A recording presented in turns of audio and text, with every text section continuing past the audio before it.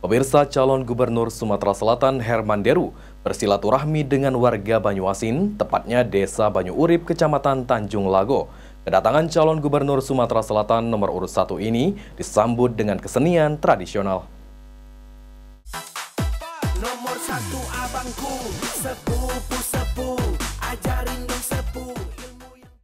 Kedatangan calon gubernur Sumatera Selatan nomor urut 1, Herman Deru, ke Desa Banyu Urip, Kecamatan Tanjung Lago, Banyuasin, langsung disambut oleh warga setempat yang sudah menunggu. Seperti di tempat lainnya, Herman Deru langsung bersalaman dengan warga dan berfoto dengan seluruh warga Desa Banyu Urip yang menunggu. Dalam kedatangan calon gubernur nomor urut 1, warga Desa Banyu Urip telah menyiapkan kesenian tradisional.